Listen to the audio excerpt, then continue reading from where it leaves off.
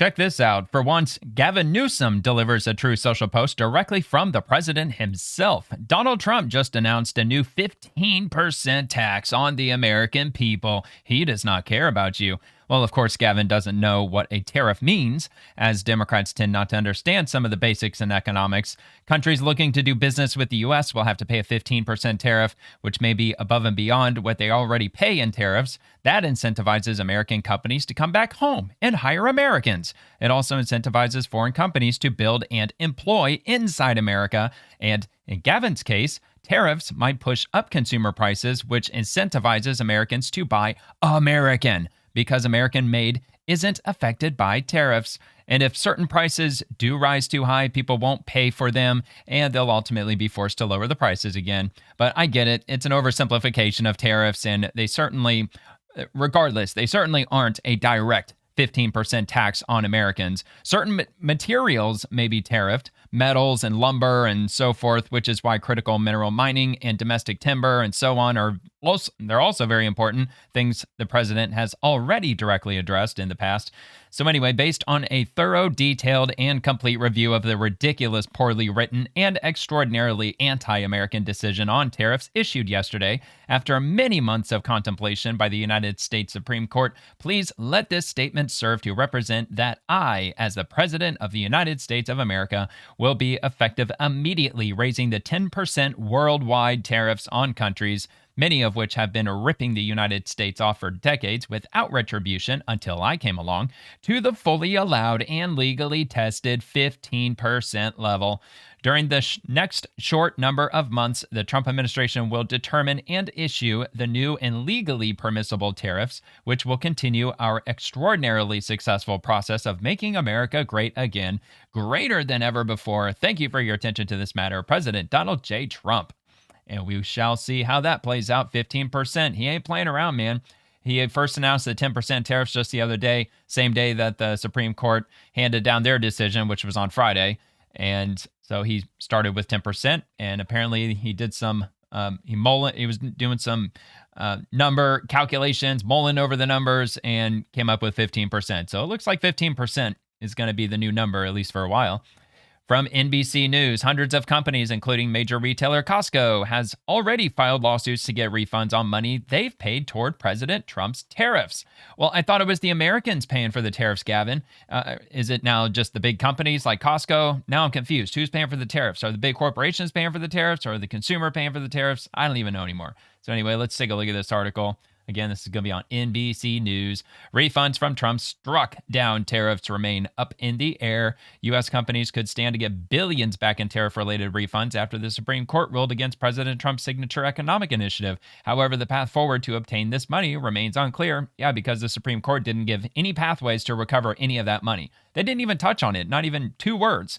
You would think that those liberal justices who decided against the tariffs that Trump implemented, that they would have, had put together a roadmap as to how all these companies are going to get their hundreds of billions of dollars back. But no, either they weren't smart enough to think about it, or they just, for whatever reason, they just didn't want to touch that issue. So anyway, the Supreme Court's decision to strike down many of the Trump administration's tariffs have opened a question with a potentially lucrative answer. Will businesses and maybe even consumers get any money back? The short answer, who knows? In its lengthy opinion Friday, the court did not offer clear next steps on refunds, something Justice Brett Kavanaugh did note in his dissenting opinion. Quote, the court says nothing today about whether, and if so, how the government should go about returning the billions of dollars it has collected from importers, Kavanaugh wrote.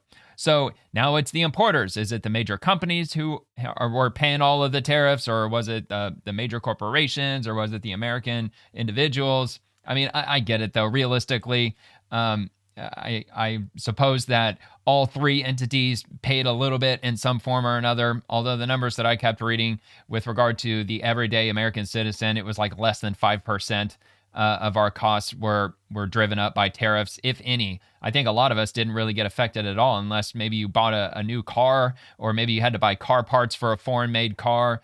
Maybe coffee. I think coffee went up another couple of dollars. It's already insanely expensive, but a lot of the cost for coffee was driven up by the severe drought that the tropics had undergone over the last few years with regard to coffee production. But anyway, so Kavanaugh wrote, but that process is likely to be a mess, and as was acknowledged at oral argument. Hundreds of companies, including major retailer Costco, have already filed lawsuits to get refunds on money they paid toward Trump's tariffs. According to the December data from U.S. Customs and Border Protection, about $130 billion has been collected from Trump's tariffs implemented under the International Economic Emergency Powers Act. One estimate from the University of Pennsylvania found that total could now be more than $175 billion. Economists noted that the process for companies to get refunds on duties paid is unclear, but U.S. businesses that might be eligible for a refund aren't the only ones that have taken on the economic brunt of Trump's tariffs. Consumers have had to cough up more cash to keep up with businesses' rising costs. An analysis from the Federal Reserve Bank of New York published last week found that almost 90% of the economic burden of tariffs fell on consumers and businesses. Well, I didn't see a massive spike in everyday items, everyday goods. Now, granted, I don't go out and buy a bunch of shit that I don't need. I only buy just the essentials, whatever it is that I like, mostly food. I mean, not going out to eat, not going out to Target and buying a bunch of trinkets and stuff that I don't need. So, yeah, maybe in some of those areas, maybe costs have gone up, but was it really driven by tariffs, or did they use the tariffs as an excuse to increase the prices, even though they weren't really affected by tariffs in the way that they want you to believe?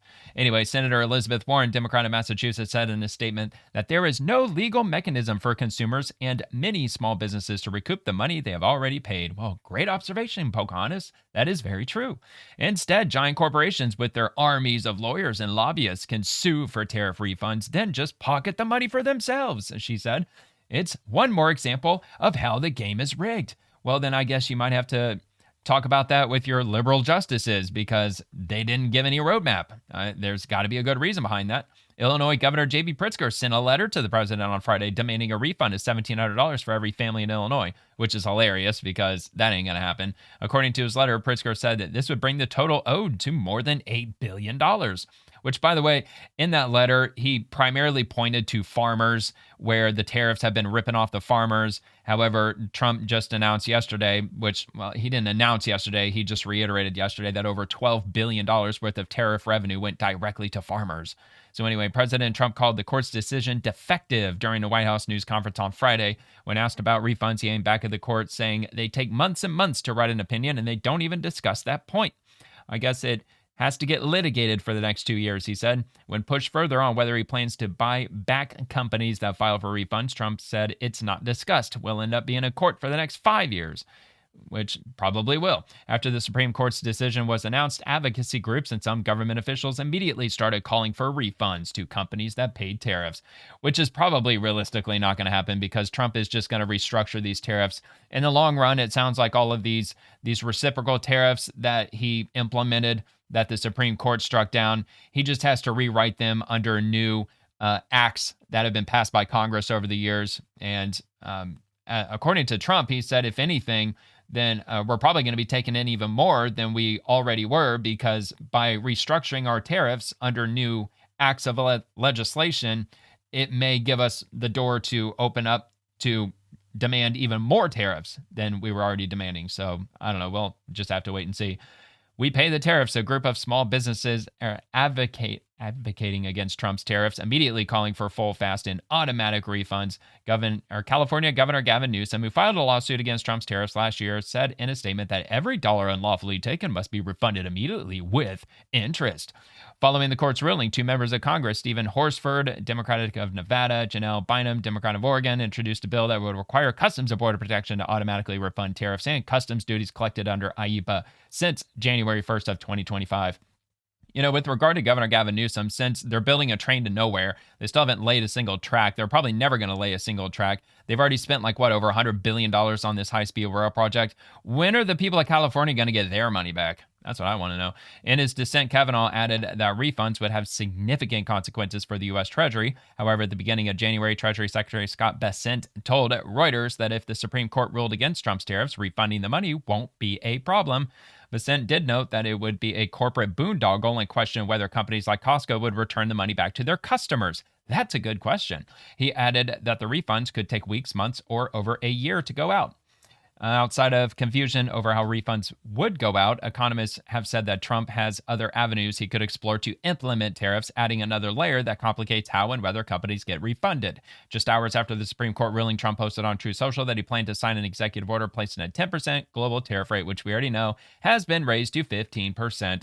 So I think it would just depend on how quickly these tariffs that were affected by the Supreme Court decision get re-implemented. If they get re-implemented in a very short amount of time, then perhaps the whole refund argument may just end up falling on deaf ears. But if it takes months, 4, 5, 6 months, then then there probably will be a point in time where litigation will most likely determine that refunds are warranted. So I guess only time will tell.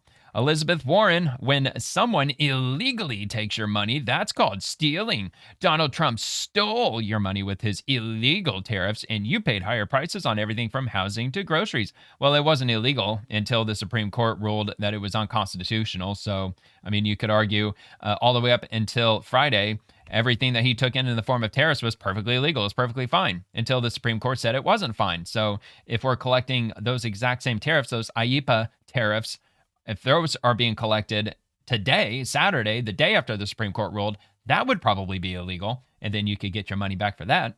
Anyway, it's time for Trump to pay up and give back your money. Almost got ratioed. I think when I first came across this a few hours ago, I think it still was ratio, but it looks like the likes finally beat out the comments.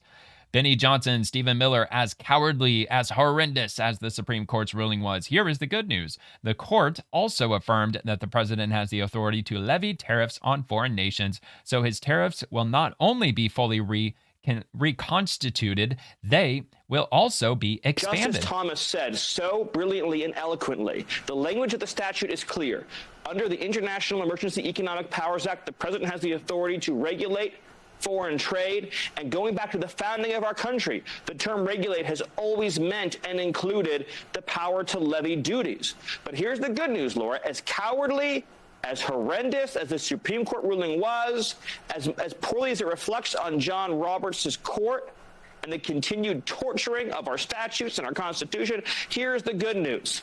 The court also affirmed the president has the authority under Section 301, Section 232, Section 122, Section 338, and many other provisions of federal law that the president can levy tariffs on foreign nations. So his program will not only be fully reconstituted, but it will be expanded. And one more point, Laura. Right, you are, Steve. The Supreme Court also affirmed that under IEEPA, the president has authority to restrict, impede, deny, license, or even fully embargo any foreign trade. So the net result of all this is we're going to keep and grow the tariffs to bring back American manufacturing, which keeps prices low by incentivizing products to be made here in America. But it also means that President Trump has even more tools when it comes to dealing with foreign countries that undermine our security.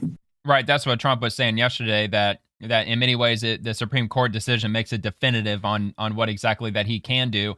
And these other legislative or these other congressional acts that he's going to repackage these tariffs into, they've been tried hundreds, if not thousands of times in litigation, and they've proven highly effective. So it sounds like that he's going to have no problem getting these tariffs to stick in the long run, just not underneath the IEEPA law. He can't put the tariffs under that, but he can put it under 3 other ones, as Stephen Miller just laid out. And from Meet Kevin, Howard Lutnick's family firm bought up the rights to tariff refunds for 20 to 30 cents on the dollar after Liberation Day last year. Today, the Supreme Court struck the tariffs down. For every $100 invested, Lutnick's sons just made 3 to 5x. Welcome to crony corrupt America. So I've got some information on this, and apparently this isn't actually true. So did Howard Lutnick and or his family earn millions of dollars due to the Supreme Court's IEEPA tariff decision? The answer that Grok gave, and I'll show the sources to this, by the way. No, there is no confirmed evidence that Howard Lutnick and or his family have earned millions or billions of dollars directly due to the Supreme Court's IEEPA tariff decision on February the 20th. The Supreme Court ruled 6-3 that the International Emergency Economic Powers Act does not authorize the president to impose tariffs. This invalidated many of President Trump's sweeping tariffs enacted last year, often referred to as the reciprocal or fentanyl drug trafficking tariffs, potentially opening the door to refunds of up to $175 billion in collected duties for importers. The ruling itself does not automatically mandate immediate refunds. It leaves remedy details like refund processes to lower courts or the Treasury, which could involve further litigation. Claims about the Lutnick family profiting stem from reports and social media speculation tied to Cantor Fitzgerald, the firm Howard Lutnick led until becoming Commerce Secretary in the Trump administration. His sons, Brandon, chairman and CEO, and Kyle, executive vice chairman, now run it after Howard transferred control and staked them and related trusts. A July 2025 Wired report indicated Cantor Fitzgerald explored or marketed deals to buy importers' rights to potential future tariff refunds at discounted rates, which was 20 to 30 cents on the dollar. This would position the firm and clients to profit if courts struck down the tariffs and refunds were issued at full value. Social media and some outlets, e.g. posts alleging billions or 3 to 5x returns, amplified this as a bet against the tariffs, suggesting the SCOTUS ruling triggered massive family gains. However, Cantor Fitzgerald has repeatedly and explicitly denied executing such transactions or taking on risk related to the tariff's legality. I mean, look, just because he said he explicitly denies it doesn't mean that it's definitively not true.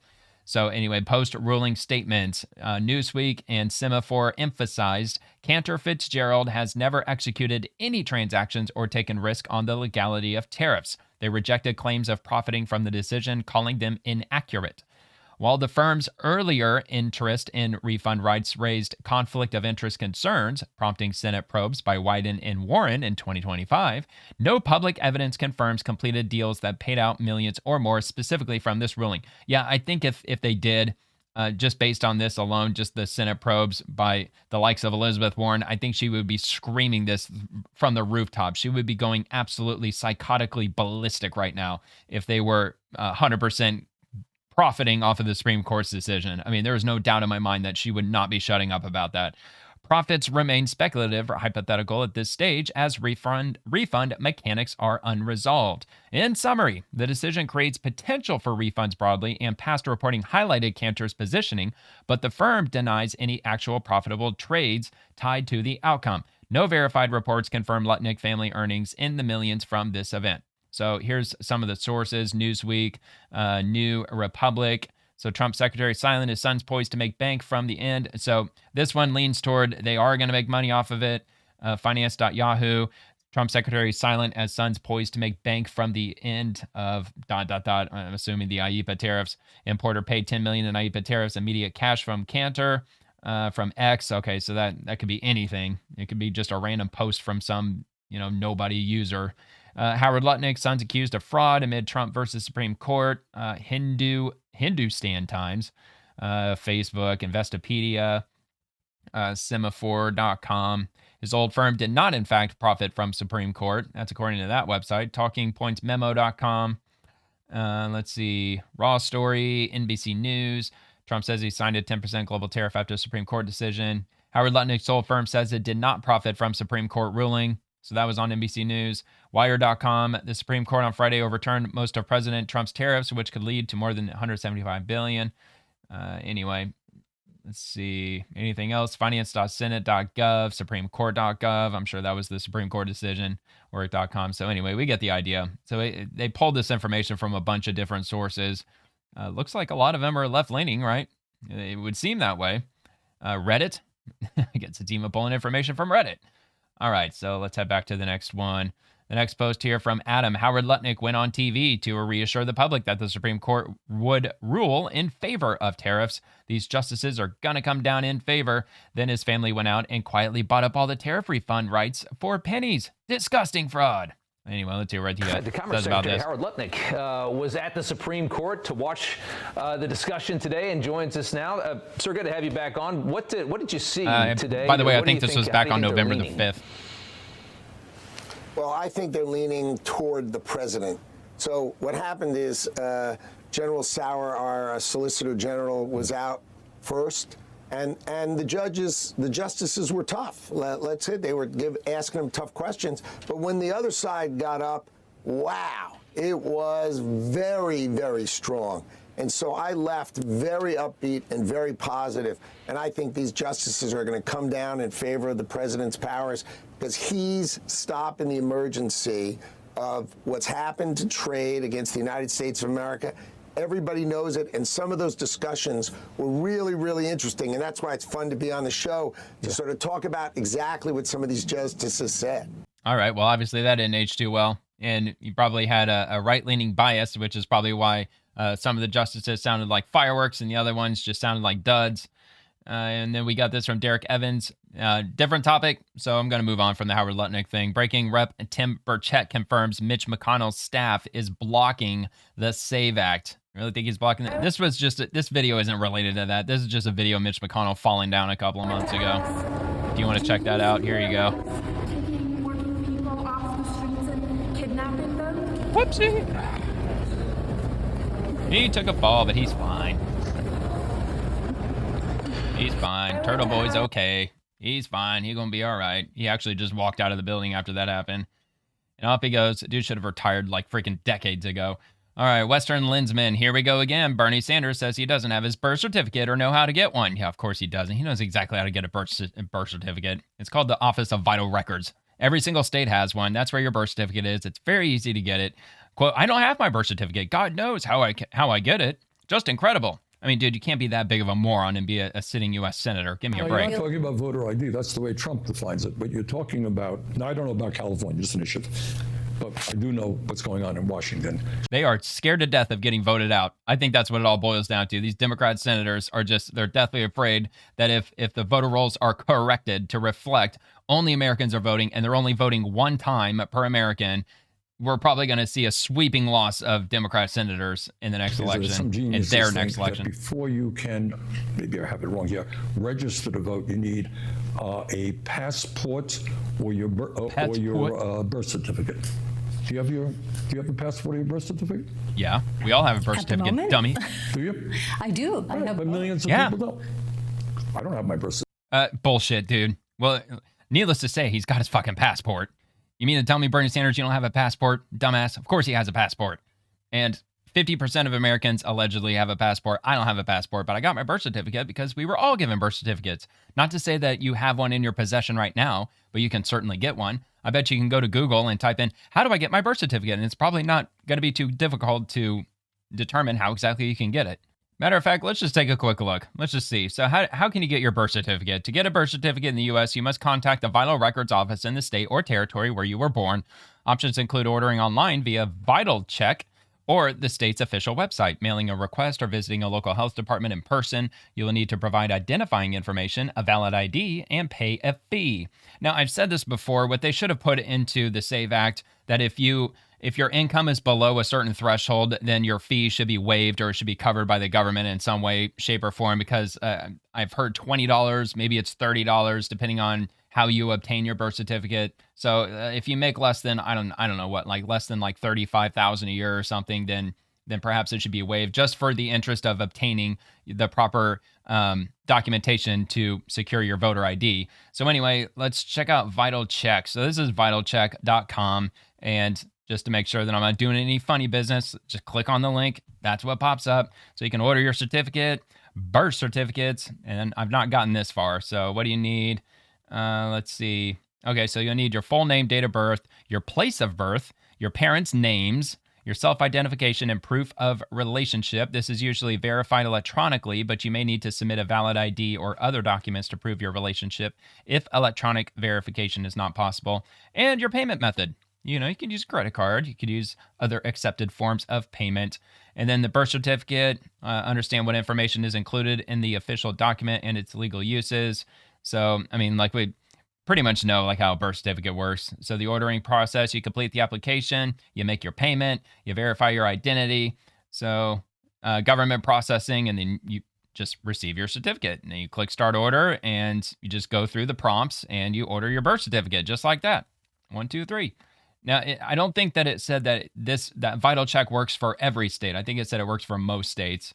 But like it said, you can contact your Office of Vital Records. So you could just simply Google Office of Vital Records and then insert your state there, and then it'll tell you. It's not that difficult. It's not impossible. Obviously, Bernie has never been on the internet before. He doesn't understand how Google works. Hell, we're even beyond Google at this point. Everything's AI now. You know, like you plug in something onto Google, it gives you an AI result. You know, it's custom to your liking, or it customizes it to what it believes that you need the most. All right, so anyway, let's finish this up. Actually, it's already over. No, you're not talking about. Yeah, whatever. Okay, so what else is there? So this is Gavin Newsom tells Jim Clyburn that he'd have trouble complying with the SAVE Act because he doesn't know where to find his birth certificate. You've got to find your birth certificate. I don't have a clue where mine is. Good Lord, just beyond parody. Well, if you lost your birth certificate, just go order another one using the same method, Vital Check. Because if you already have a birth certificate in your possession, you can order another one. You could probably order 10 birth certificates if you wanted. I mean, that's just totally up to you.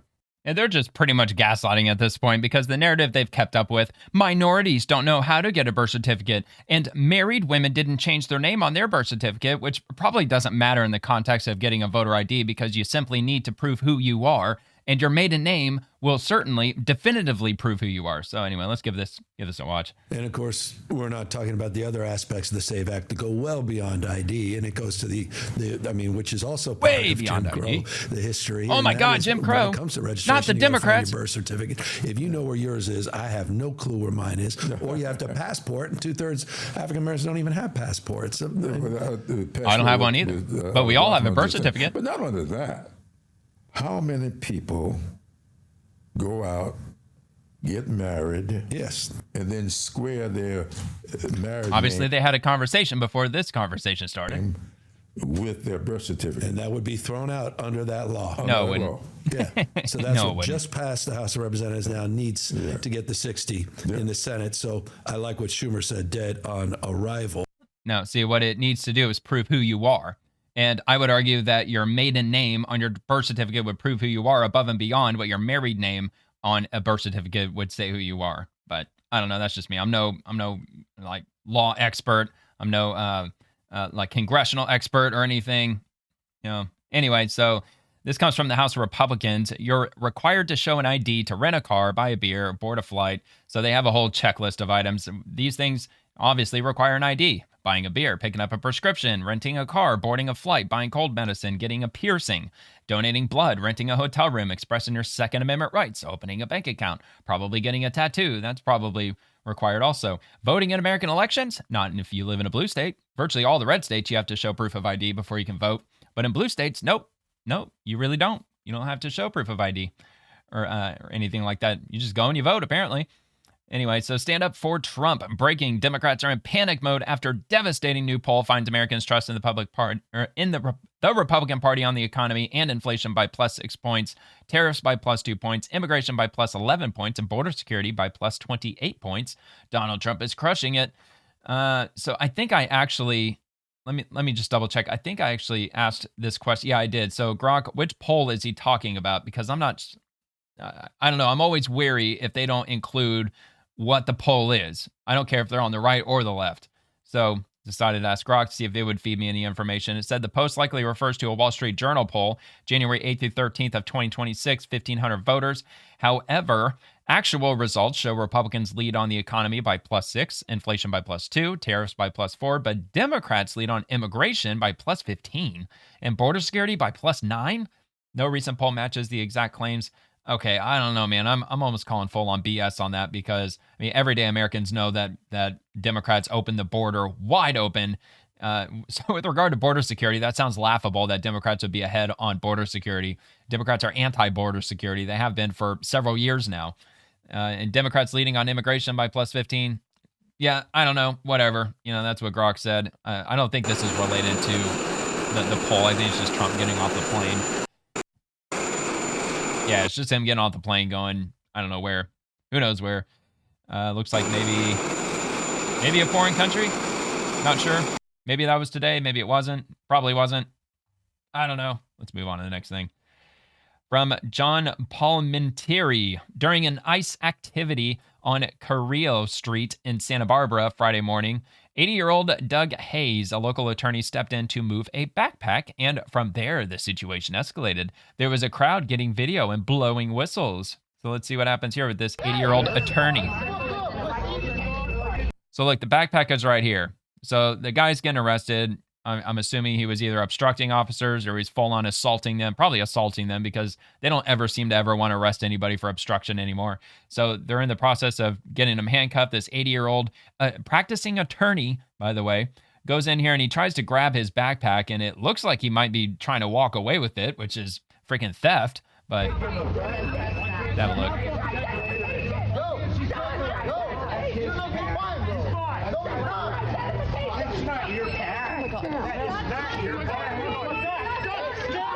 So look, he said, it's not your bag, it's not your bag. So he looks like he's going to start trying to fight the cop and tries to get him into a headlock. Oh my God. Oh my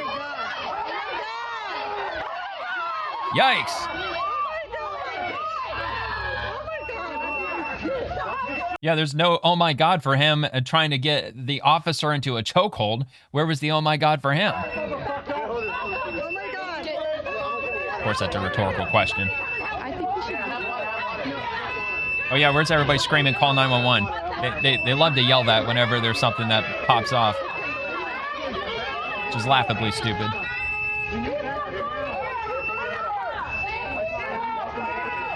Anybody have water? Against the wall so we can wash his eyes out.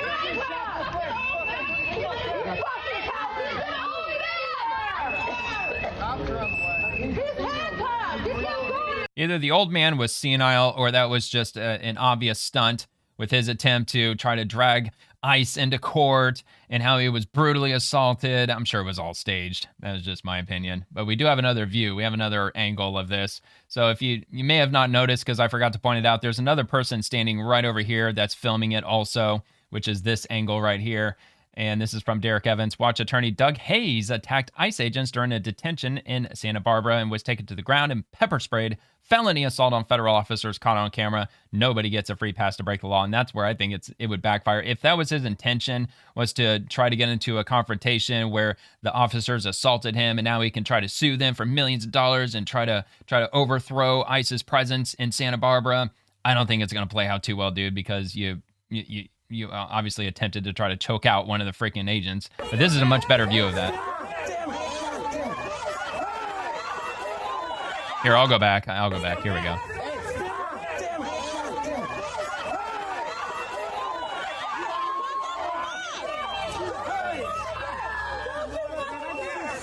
Well, you're going to get tased or shot.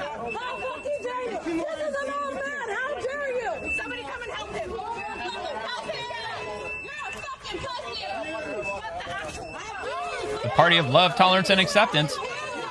Yelling fucking pussy. Motherfucker. That's the party of love for you. You're so loving, aren't they?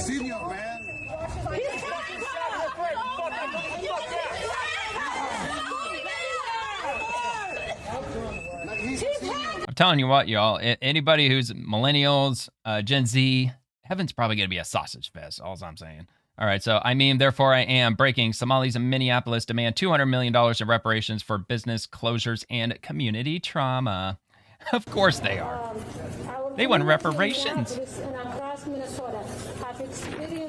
How much money did they fraudulently steal? What was it, 9 billion, 18 billion? By the action of U.S. Immigration and Customs Enforcement, also known as ICE.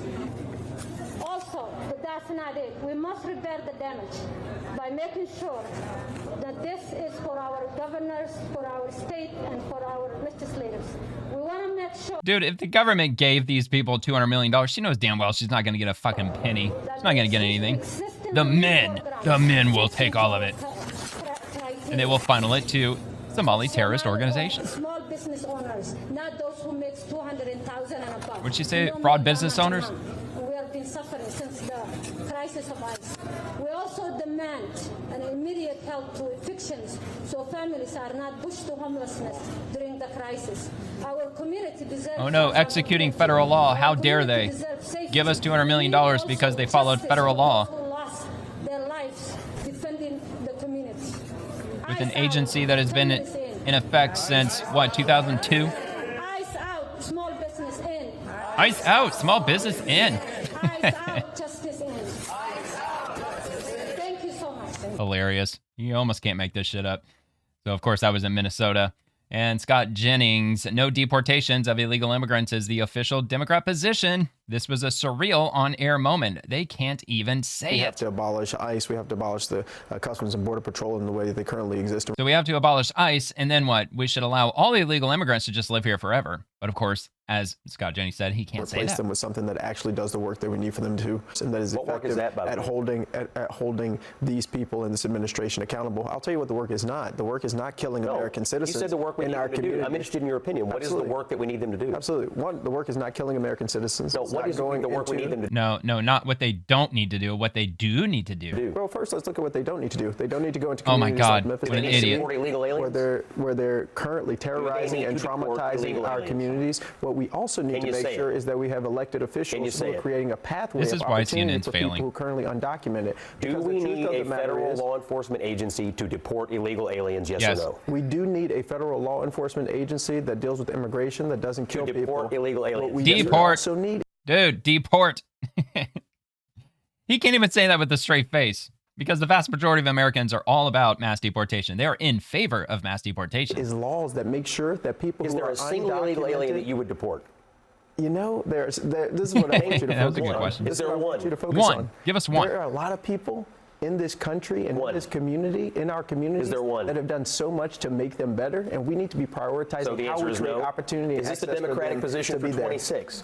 Yes, it is. The Democratic position in 26 is that we don't terrorize American citizens, we don't terrorize undocumented people. If you were advising Democrats in 26, would you advise them to answer this question this way, that you can't say there is a single illegal alien that should be deported by the federal government? What is shocking to me is that you think you can narrow the challenges of immigration, 20 million. Very broad. The issues of immigration into one yes or no question, when the reality is the policies and practices should we follow the law is the yes or no question. Have led to the deaths of American citizens and has not produced the results that no deportations. That's the Democratic position. That is, and you know, of course, they're going to keep standing on Renee Good and Alex Preddy, but of course, they're going to conveniently leave out the dozens, if not maybe hundreds at this point, for all I know, that have been killed by illegal immigrants just on the road alone. Just with the CDL truckers and just the illegal immigrants driving passenger vehicles that have caused fatal collisions because they were drunk driving or they were running from the cops or whatever the case might have been,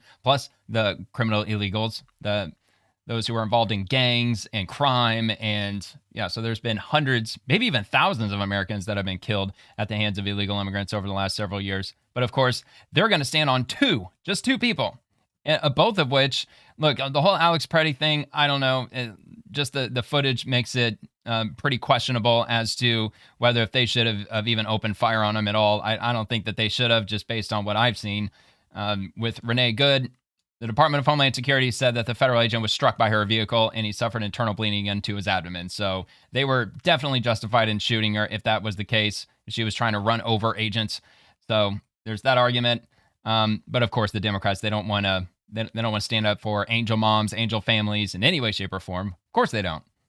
It just doesn't fit their narrative. And CNN, by the way, I just read this the other day. CNN for the year 2025, they have lost viewership in double digits. The same with MSNBC. So they're still hemorrhaging viewers. And I don't know what the primetime numbers are. I know for their key demographics, and this was either in 2024 or maybe early 2025, but in their key demographics for primetime, they were only averaging like 78,000 viewers, which is crazy, dude. There's some internet live streamers that pull in bigger numbers than that. It's unbelievable that they're still in business. I don't know how the hell they keep those lights on.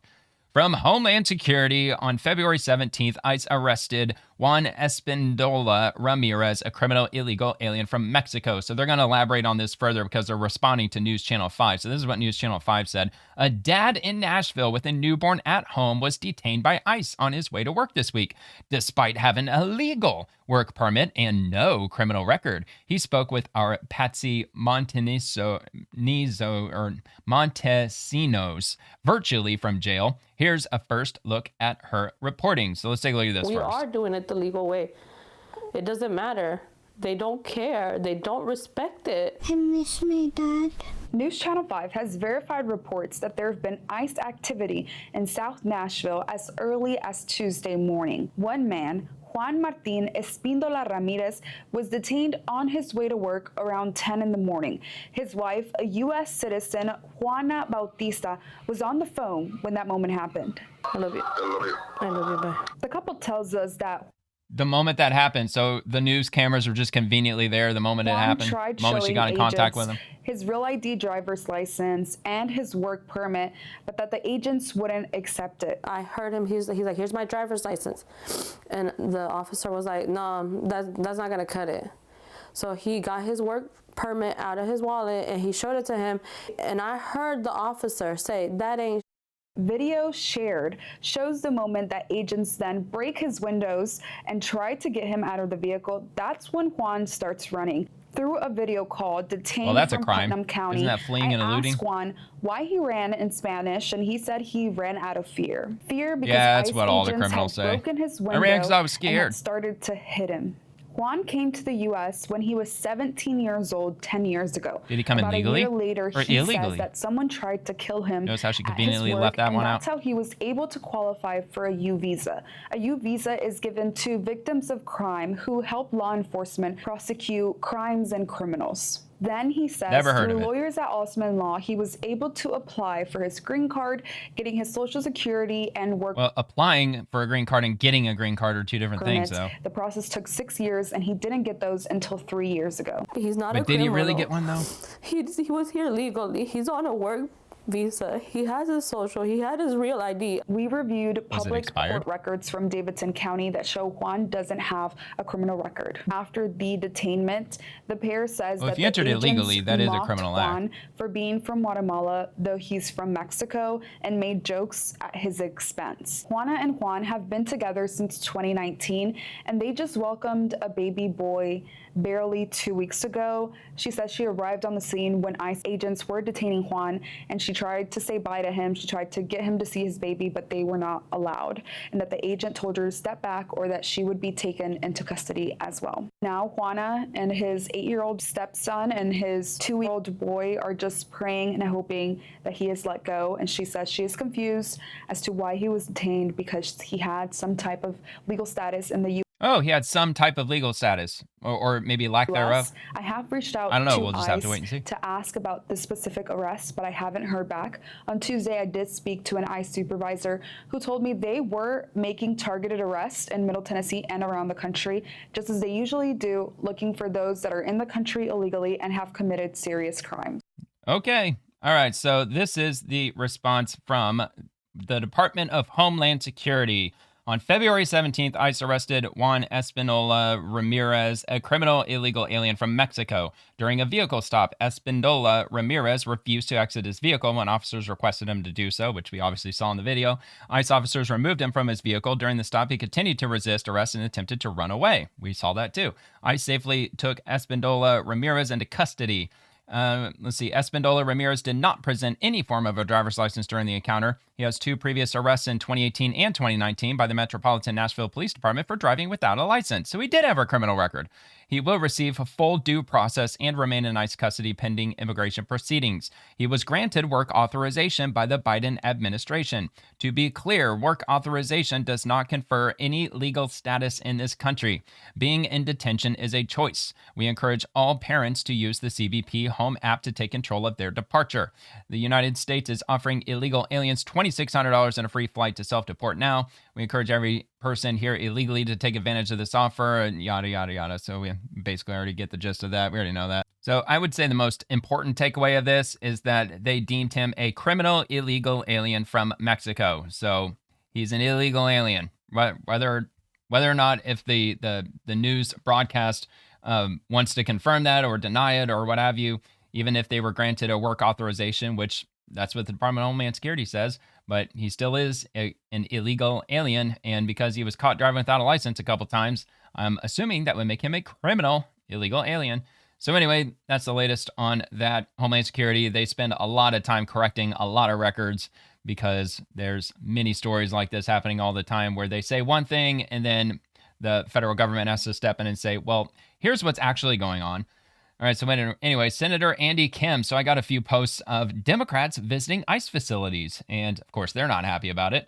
No more private detention centers in New Jersey. Nobody wants this in their backyard. Well, if you didn't have any illegal immigrants in your backyard, then you wouldn't need a detention facility. Nobody wants will this you? here. I'm here in Roxbury right now. This warehouse here behind me, this is that warehouse that ICE has bought. This is the warehouse where they want to house close to 1,500 detainees. They want to convert this into the largest detention facility in New Jersey. And, talking to the local community here, nobody here wants this. No, I wouldn't want it there either. That's why you got to get them out of your state. You have to get them out of your area, and then there'd be no need for this detention facility. Nobody wants this. Just a couple hundred feet in this direction are residential homes. There are other businesses here. This is going to be such a... Dude, that ultimately doesn't really matter a whole lot.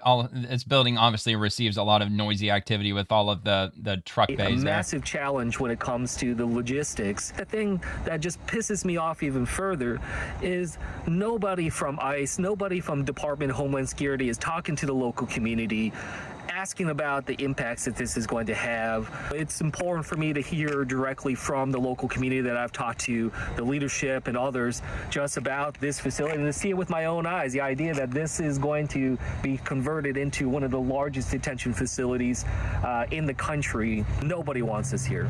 Yeah, it sounds like it's absolutely going to be one of the largest detainee facilities in the country. And you know what to do. Get the illegal immigrants out of your state. The sooner you do, the sooner that building will be sold off and another company will buy it up and turn it back into whatever it is they need it for. Senator Alex Padilla, today I was denied entry to Otay Mesa Detention Center in San Diego, where I attempted to exercise my congressional oversight role amid reports of inhumane conditions individuals detained at the facility are facing. If the conditions at these facilities are good, as Trump and Noam want you to believe, what are they trying to hide? And I've already been clear with my stance on this. They should just let them in. I mean, why not just let them in? Give them like an hour and a half to quote unquote secure the building, put anybody who they deem to be a threat, put them behind closed doors. It is a detention facility at the end of the day. So I don't even know. Look, I don't trust Democrats as far as I can throw them. I think very few people do these days. So for all we know, they did grant them access and said, yeah, come on in. We got the place secured. You're good. And then for all we know, that he said, no, we're not coming in. We're going to talk to the cameras instead. And then they're going to tell the cameras that they weren't let in. So not saying that's what happened. I'm just saying it wouldn't surprise me. What do they have to hide? What does this administration have to hide? In about an hour, and that report, it was not a successful. Oh yeah, you got to show the dramatic footage.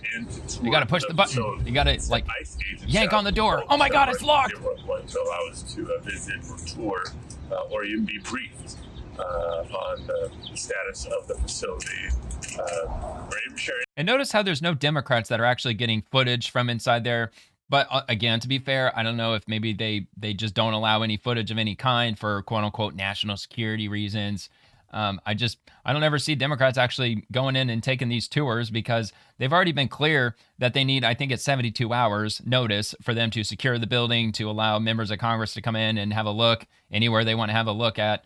But I don't really see any Democrats ever following through with that. Basic information, which is just beyond disappointing, but sadly not surprising. The first big question I come away with: what do they have to hide? What do they have to hide? What does this administration you already said have that. to hide? You just said that like Secretary 7 times. Himself was here recently and said, "Oh, the detainees are being very well taken care of." If that's the case, what are they afraid of? That's like number 8. To hide? Number 9. They tried to suggest that I wasn't allowed to come in because it didn't provide a 7-day notice. That's okay, so it's a 7-day notice now. It's unacceptable. and we're not going to let up on our efforts to do both these planned visits and unscheduled visits. Oversight. Well, bring a Republican with you. See if that helps. Bring Mitch McConnell with you. People who have maybe he can get you in. These are not people who are national security threats. Why won't they allow us to come in and see the conditions that people are being detained? Well, tell us what's really on your mind. What do you think they're doing back there? Of course, he's not going to say that. What do they think that ICE is just viciously torturing and murdering people and starving them to death, putting them in squalor and filth? Okay, so I think I got one more. Dr. Abdul Al-Sayed. ICE just bought this building in Romulus to turn it into a detention center. In a matter of months, it could turn into a place that ruins lives. All that money should be saving lives through healthcare, housing, or infrastructure. For what? For illegal aliens? Healthcare, housing. I mean, that's where the money has been going to. Why the hell are they spending our tax dollars on this? Well, because you have illegal immigrants in your backyard, dude. If you got rid of the immigrants in your backyard, then you wouldn't have a need for this facility. This empty building just like the first post. Become an ICE detention facility. That's right. We're in Romulus, Michigan, right next to the airport. Yeah, there's a lot of immigrants in Michigan. This building to turn it into a detention facility. In a matter of months, this place could be a place literally that ruins people's lives. People brought here, both American citizens and should have never left their country to begin with. Shouldn't have entered the country illegally. As long as they thought you could be an immigrant. But that's what's coming to Southeast Michigan right now. Yeah, but what is the message that you have to say for legal immigrants that came in the right way? The ones that waited years to finally get accepted to come into our country, whether if it's on a work visa or permanent residency, a green card. You know, what's the message for all of them? Because they're not too happy about this situation either. And to spend on this when we've got people who can't afford their health care. Our roads and bridges are still crumbling. Dude, we can't afford health care because you've been giving health care to millions of illegal immigrants for a system that wasn't set up to instantly take in millions of illegal immigrants. The same with the cost for food, the cost for rent, the cost for utilities. All of that went up because we had, some say 15, others say 30 million illegal immigrants had just poured into the country in a short period of time. They all got to eat something. They're all going to use electricity. They all got to live somewhere. Our public schools look like they did 30 years ago. To waste our taxpayer dollars on this, to destroy people's lives, when our money should be used to make people's lives better, is wrong. So what would he have them do? No, just let them live here. ICE, because ICE is not about because I need those constituents. I'm freezing my ass off here in Michigan. ICE is about normalizing paramilitary force on our streets. And if you think the timing of this has such a drama nothing to do with the forthcoming election, think again, especially when Donald Trump is talking about nationalizing elections. This is a waste of our taxpayer dollars. Well, it is a national election, dummy. And we need to be clear. Enough is enough. Oh, I gotta say, it's popular majority, dude. Popular majority. He won the popular majority. And he won all 7 swing states. All 7 swing states. Okay, so let's head on to the next thing. Val, this woman says that when her husband was let out of jail, there were ICE agents waiting for him and they arrested him. She says, I have 5 kids. I need help. What is your response to her? Let's have a look. TikTok, I'm asking for your help. I'm at the county jail and I came here with my husband. Is that the same lady? To pay some debt. And oh, no, never mind. There were ICE agents outside and we didn't notice. And when we were walking out of the county jail, they were waiting right there in the corner. Because he has an order for removal, probably. And I'm asking for help. We have 5 kids that need their dad.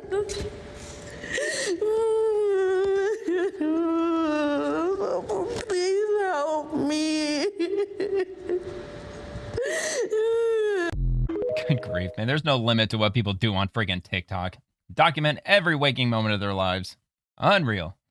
So anyway, I left a quick comment. I said, download the CBP Home app, arrange your return home, and you'll get $2,600 cash. Return home with your husband. The Holy Covenant is not an option, which it isn't. But too many people like to pretend that it is an option, that, well, I'm just bored. So yeah, the end. But nope, that's your recourse, lady. I mean, if you married an illegal immigrant and you're an American citizen, you know, move back home with your husband. I'm sure he's got a big family back home. All right, so this is from Rojas. Niqab-wearing rhino running for North Carolina GOP Senate seat despite being a lifelong Democrat. So Lakeisha M. Alston is running as the sole Republican candidate for North Carolina State Senate. I've seen this before, but this keeps coming up on the X platform. So I don't know if this is recent, if this was like a week or so ago. I'm not sure, but I don't think I've seen this exact video before, but I've seen this candidate. Trump, this video is for you. Now I know TikTok's going to suppress this because I don't have a voice on here anymore, but I want to say this right here. We're not going to continue doing this. These people. Well, look, what you need to do is find another person who's willing to run as a Republican for this district. That's what you got to do. You got to find someone to run against them. Are invaders. These people hate us as Americans. They want to destroy our way of life. They want to destroy our Western values. They Sharia want to law. destroy That's what they want, right? everything Sharia that law. makes us American. And they all think we're too stupid. Which hilariously, and not liberal gonna women do seem all in anything favor about for it. this. Really weird. How can any female here in America look at this picture and say, oh yeah, we're going to vote for her? Well, yeah, man, they're all about gays for Palestine, right? So just so you know, for the people in that area, 'Cause they so doesn't smart. matter how you vote, that's what you're getting. And I don't care who you are or what you say, you're not going to convince me that the U.S. government has not had a part in this, in my opinion. Especially with everything that's going on in Minnesota and all other countries, the amount of fraud that has been perpetrated, no way U.S. officials didn't know. You're not going to take our nation without a fight. I've lived long enough I'm not afraid to go. And I may not fix this, but I will make sure I go down fighting. So the American people have a very clear message to you, President Trump and this current administration. You better start fixing this and protecting us and helping us, or we're going to start voting with brass. Oh, man, like I already said, yeah, they just need to find a Republican to run against this person, and they would easily beat this person, I would assume, because they're not running, opposed with any Republican. However, yeah, if Democrats completely lose power to the point where they cannot beat a Republican that they run against, I think that's what they're going to end up doing. As it says right here, Democrats are running as Republicans to throw off the primaries. Yeah, for sure. I mean, that I believe is exactly what they would do. They would just start running as Republicans, and they wouldn't change any of their ideologies or anything at all. They would just try to infiltrate into the Republican Party. I'm not sure if they'd be successful in doing that. I mean, I don't know if the GOP clamps down on their candidates like they do over with the Democrats. You know, how the Democrats just arbitrarily choose yeah, you can run for president, or no, you can't run for president. So I don't know. Anyway, Red Wave Press, New York City resident, quote, if you're saying we don't tax the rich, then I got to increase property taxes. Mr. Zohran Mamdani, you are out of your GD mind. Elections have consequences, so these people are pissed off about Zohran Mamdani because Zohran Mamdani, who is the mayor of New York City for only about, 6 weeks?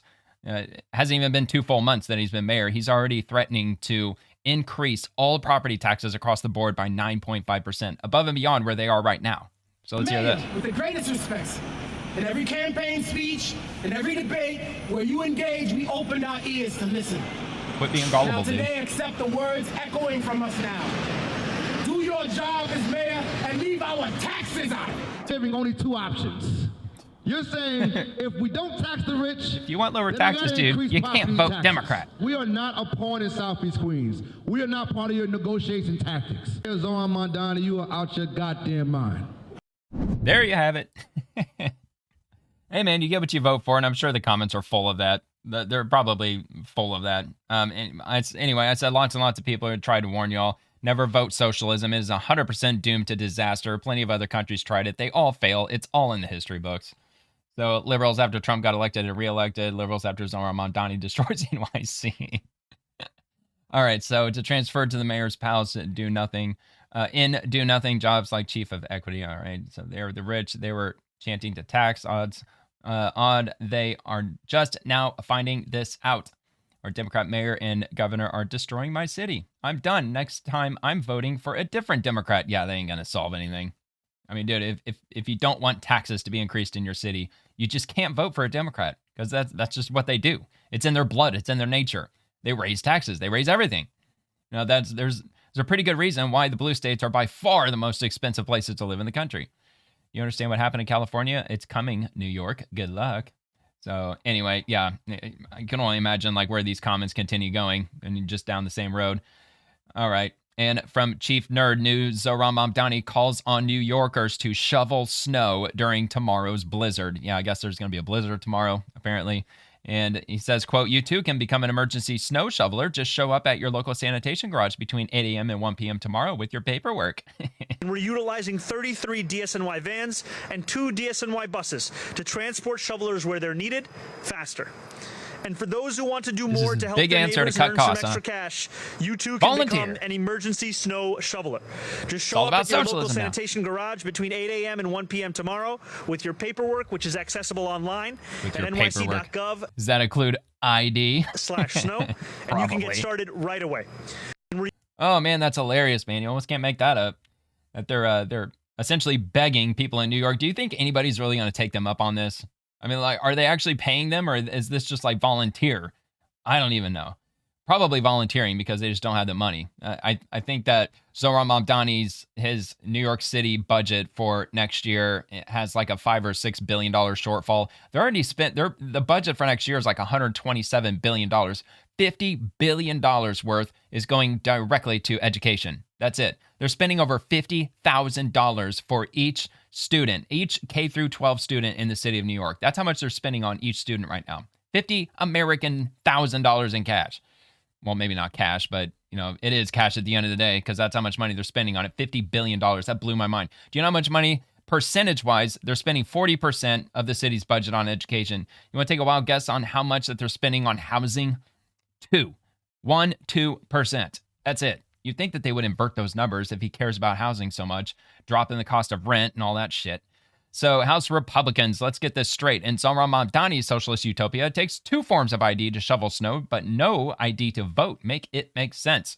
So Bill Mulligan, New York City is requiring multiple forms of ID for anyone who would like to register to be a paid emergency snow shoveler. Okay, so they are paying them ahead of this weekend's winter storm. This, as some Dems say, requiring ID to vote is akin to Jim Crow 2.0. Yeah, so this is all Jim Crow, man. Having to acquire ID to shovel snow. That's Jim Crow 3.0 because now you gotta show 2 forms of ID. So let's see what this says. Emergency snow shovelers are called on after heavy snowfalls to remove snow and ice citywide from public areas like bus stops, crosswalks, fire hydrants, and step streets. I'm assuming that this is because they got a lot of blowback after the last big winter storm that hit. I don't know if that was what was it called? Fran or something like that. I don't know if it was the same winter storm, but they had a lot of snow in New York, like some weeks back, and tons of vehicles were just completely boxed in because the snow shovelers just piled up snow on the sides of the street. So anybody who parallel parked on the side of the road, their cars were just locked in. There's no way they were getting their cars out. All right, so we recruit temporary per diem by day shovelers as needed. Pay starts at $19 per hour, which sounds like slave wages for New York City, and increases to $28 per hour, probably borderline slave wages still, per hour after the first 40 hours worked in a week. Eligibility. To be eligible, applicants must be at least 18, eligible to work in the United States. Why? I mean, there's a lot of illegal immigrants that live in your city. A lot of them have been laying up in the Roosevelt Hotel for months on end, living the 5-star luxury hotel lifestyle. And why don't you put them to work? Able to perform heavy physical labor. And the registration. To register for an appointment, workers must have 2 small photos, 1.5-inch square, and 2 original forms of ID, plus copies and your social security card. So it sounds like really technically 3 forms of ID. Get paid to clear snow and ice from bus stops, crosswalks, fire hydrants, and other public areas. I'll bet you a lot of these people, they're gonna sign up for it and they're gonna do like damn near no work at all. They're just gonna pretend to shovel for hours because, you know, that's the socialism utopia that they're after. And so so here's the link to the emergency snow shovelers in case you live in New York City and you want to sign up. That'll be a link below in the description if you're interested in that. All right, and Missy in SoCal, MAGA/Maha, defending Zohran Mamdani's communist policies to confused New Yorkers patiently waiting for him to lower their rent, make public transportation free, and make groceries free. So I believe this is parody. I'm almost positive this is parody. So let's take a look at it. Don't worry, this will only affect people that are living in New York. Shit. Okay, he's pretending to be Mamdani. I got level with you. So we sort of said a lot of things, like maybe the free buses. Well, wait a minute, hold on. Down here it says Assemblyman Lyle. So now I'm not even sure if it is parody or not. I know that this is green screen behind him, I believe, because, well, maybe not, though. Maybe not. Maybe this is actually okay. So the reason that I thought that this might be parody or green screen because this exact monitor was behind Zohran Mamdani when he made that big bombshell announcement that he was going to have to raise property taxes by 9.5%. And the only way that they don't do that is if the governor of New York, Kathy Hochul, starts taxing the rich and taxing the wealthy, which she has no interest in doing so because I'm sure they probably donate a lot to her, and she also doesn't want to lose them as residents of New York to another state, but. I mean, with this saying Assemblyman Lyle, whatever, is that what they said in the Post, that Lyle? No. Okay, no, I don't think so. But maybe this isn't parody. Maybe this dude was actually standing there giving this insane speech. All right, let me start over again. It was only like 5, 6 But don't seconds. worry, this will only affect people that are living in New York. Shit. Look, I got level Yeah, with you. okay. So we sort of said a lot of things, like maybe the free buses thing and freezing rents. We're not going to do any of that stuff anymore. Kidding. That was color war breakout. We're going to do a new thing, I think, where it's more like we're going to try and raise money and then raise taxes, and it will all trickle down to everybody. So if you're in the upper class making more than $122,000 a year, which is obviously nobody makes that much money. That's a crazy amount of money to be making. Yeah, you'll be taxed a lot more. And also property taxes are going to go up, but that's only if you own homes or if you're renting. So Or if you're renting. This is all going to be fine. If you want to contribute, help us to kind of get that budget leveled out. You can donate here at coveredincome.com. Let's get some people's income covered, and you in turn will get covered income. Seeing a lot of frowny faces. Let's.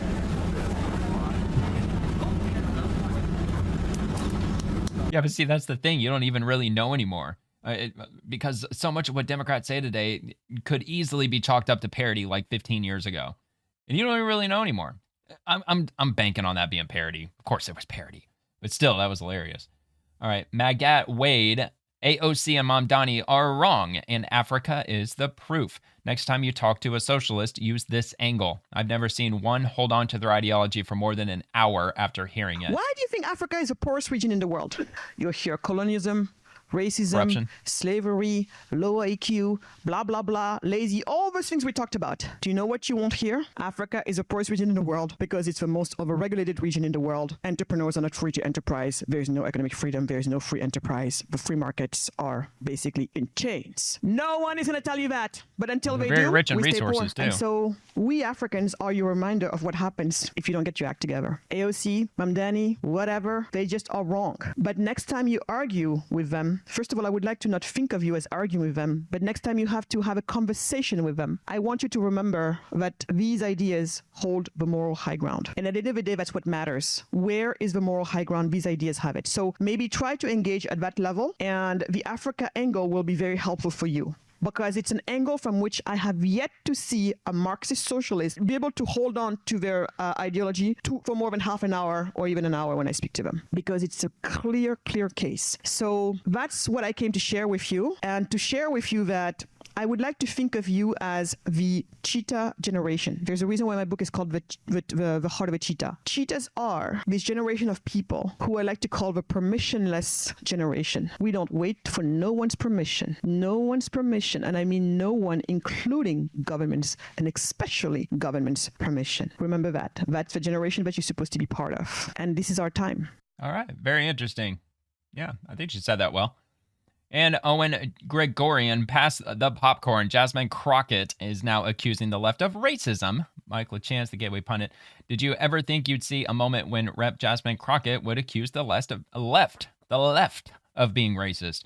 Well, that time has come. It's all because of what's happening in the Texas Democrat primary for the Senate and her rival, James Tallarico. Yeah, I looked up the statistics here. Let me see if I actually have that real quick before I move, before I finish that up. Yeah, so here we go, Jasmine Crockett. So she's running for the U.S. Senate in Texas, and the question that I was posing to Grok is, what are the odds that she actually wins in November? I didn't mean to say sure, I meant to put short, but you know how, talk to text works. Sometimes it gets it all screwed up. But anyway, it understood what I said. So currently running for U.S. Senate in the 2026 election. She's competing in the Democrat primary on March 3rd against State Rep. James Tallarico. So the current status as of February of this year, of course, the Democratic primary is very close and ongoing with early voting underway. Recent polls show mixed results. The University of Houston Hobby School poll says Crockett leads Tallarico 47-39. Other surveys have it neck and neck at Tallarico ahead, 47 to 38%. That was Emerson in January. Prediction markets reflect skepticism about her nomination. Kalshi gives her 27% chance of winning the Democratic nomination. Tallarico is 74% and predicted around 26 to 29% chance of not winning the Senate seat, just winning the primary. So Polymarket's specific market on Crockett's outcome, 74% chance she loses the primary. Now, I think that's important because Polymarket, which I just showed for the first time on The Swamp, which I do Monday through Friday, first time I ever showed Polymarket on my show, it was in regard to Trump's tariffs, and Polymarket only gave it a 26% chance that the tariffs would pass, and we already know that the tariffs didn't pass, or the Supreme Court didn't rule it constitutional. So with Polymarket saying that there's a 74% chance that she loses the primary, I think I got my money on her losing the primary. So 24% chance she wins but loses the general, and only a 4% chance that she wins the Senate seat outright. So that's what they're predicting, roughly between a 4 to 10% chance based on current prediction markets. Polymarket at 4% with similar low figures elsewhere. So, and then of course it's fluid, it's volatile. You know how the election season works. You know, like if there's any like bombshell revelations here, or if something crazy happens, you know, like numbers could swing sometimes wildly, but in her case, probably not, because she's running for Senate in freaking Texas, for crying out loud, and she's as far left as you can get. So anyway, let's finish this up. So it's all because of what's happening in the Texas Democratic Party for the Senate and her rival, James Tallarico. The stunt he pulled with Stephen Colbert was all about freezing her out of the race, and Colbert has not invited her on the show. The Daily Caller reports Jasmine Crockett drops race card on liberals. Democratic Texas Rep. Jasmine Crockett claimed during a Thursday campaign event that attacks she received from liberals were motivated by race. Crockett and Democratic Texas State Rep. James Tallarico were tied in the Democratic Senate primary, according to Friday's Real Clear polling average. Crockett said during the remarks at an event in Richardson, Texas, that she was campaigning on her credentials before claiming liberals were attacking her because she is a black woman. The thing that's not normal is for me to be attacked from the left. That is the new wild card in scenario. It's just interesting, Crockett said. I've been asked a couple of times a couple of things about it. I look at this specifically as a civil rights lawyer. I've seen that sending out ads and darkening my skin. I am just like, I know what this is, and the reality is that I woke up a black woman. I was born a black woman. I was a black woman for everyone who doesn't think I know, just FYI. But I am not running on the fact that I'm a black woman. I am running on my credentials. She also spoke about the Colbert deuced up during an appearance on Morning Joe, and that is apparently below. This is all happening because Democrats think she'll lose the Senate race. They think Tallarico has a better shot, but he's a white guy, so they obviously have a racism problem. These are the Democrat rules. Yeah, see? And when they push DEI and this, that, and the other, you know, it kind of becomes problematic for the Democratic Party. However, I think that they're going to probably stick to their lust for power than they will with regard to identity politics. So let's have a look at this first one. Let me see if I can. I always have a problem full screening it whenever they clip more than one video. We'll just watch it. Oh, here we go. Here we go. Let's try this again. The thing that is not normal is for me to be attacked from the left. That is the new wild card in this scenario. But it's just interesting. And, you know, I've been asked a couple of times, a couple of things about it.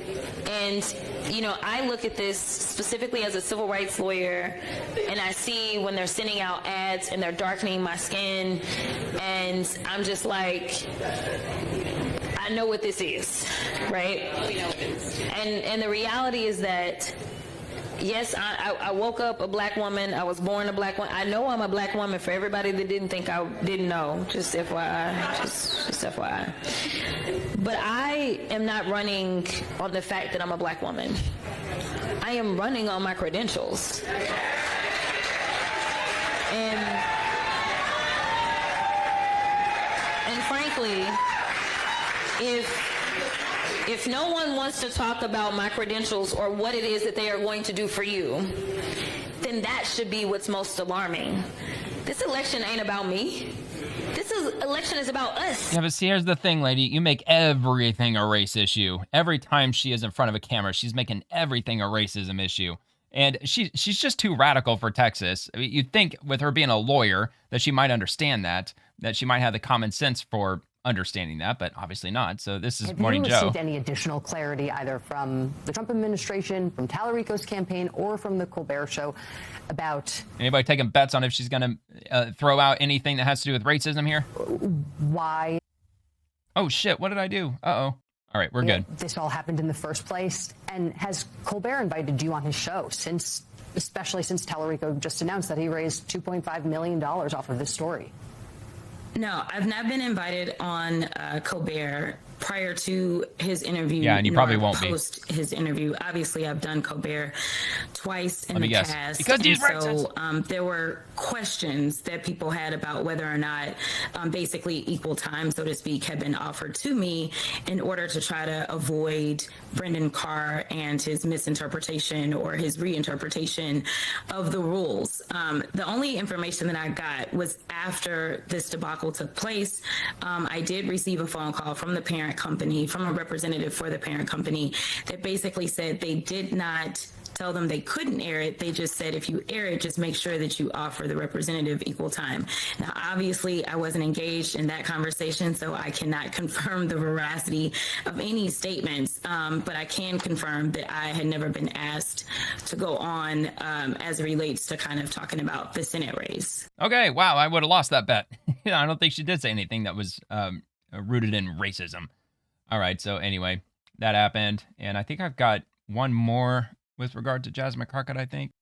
Let's see. Yes, I do. A. Jane Robinson, Jasmine Crockett, the woman who thinks you're not, or you not, repeated twice, is a mic drop moment.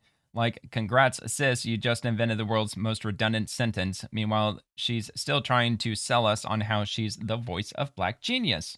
Newsflash, genius doesn't sound like a toddler learning to talk. If she keeps this up, she'll need subtitles for her own constituents. Roll the tape. Let the You Not symphony play. Subtitles needed. Roll the tape. Okay. I haven't seen it yet, so I don't even know what this is all about.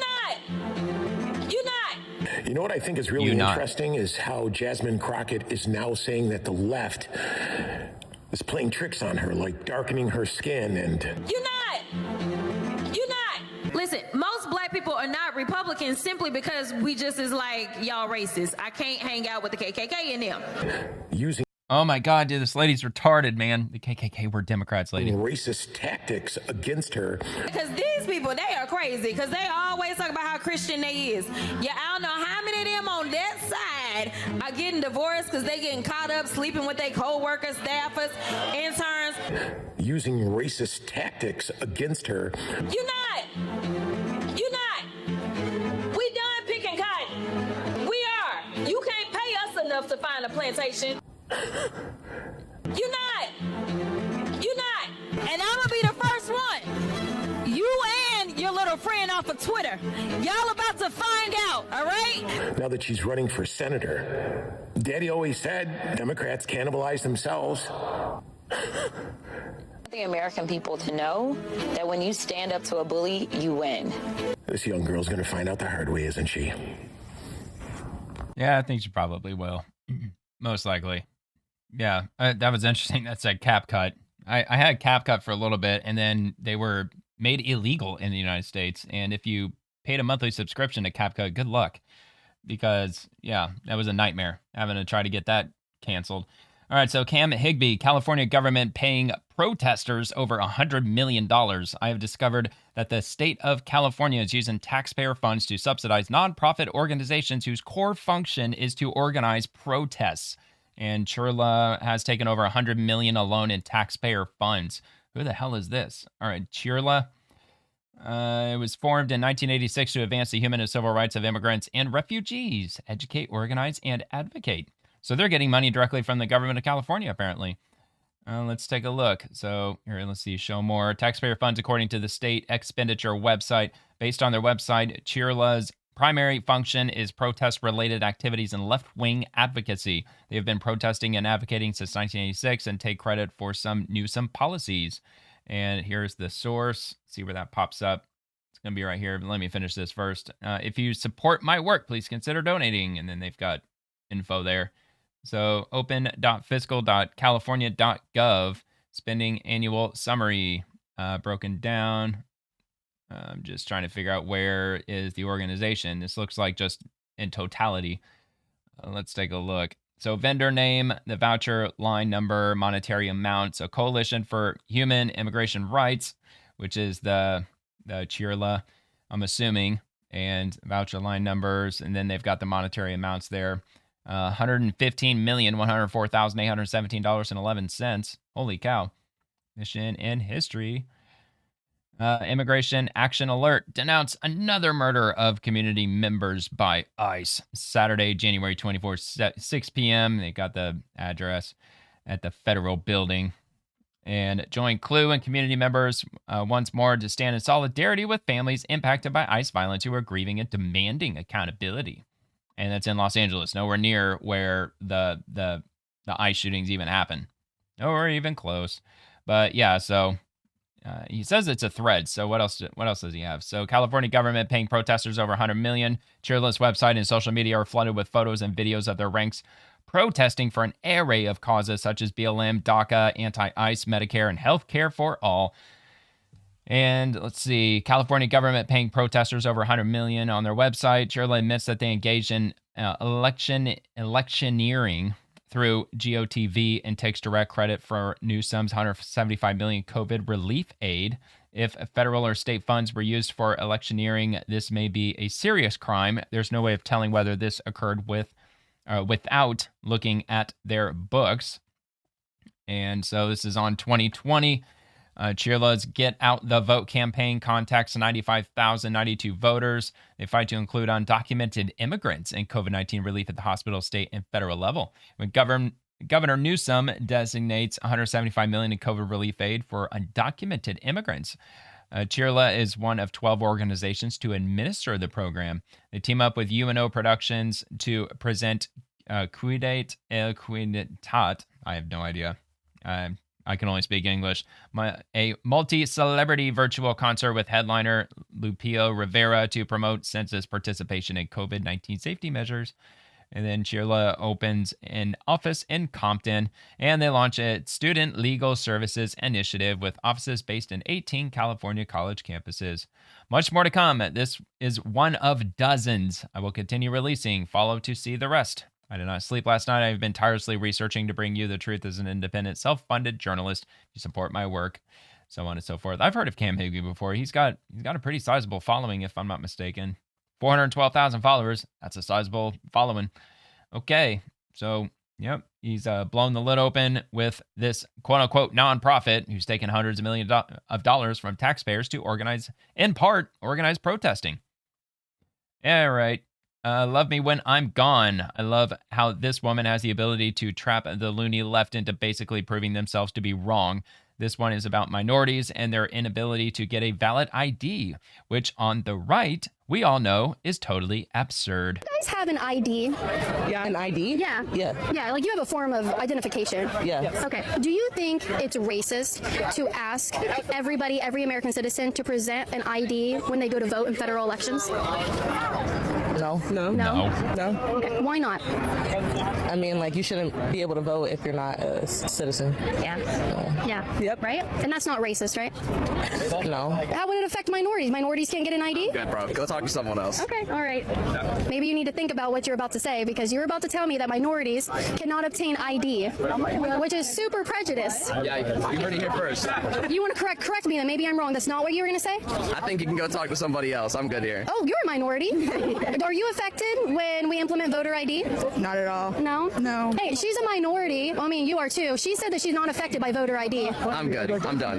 That's the end of the conversation. He had to be confronted with his prejudice. They don't like logic. They don't like logic. I have an ID. You think voter ID laws for federal elections are racist, like Chuck Schumer is claiming they are? I don't think we should have to have something like a passport required, since there's a fee associated with it. Yeah. I do think that having a passport required, if we take away the fee of a passport, birth certificate, dude. There's no passport required.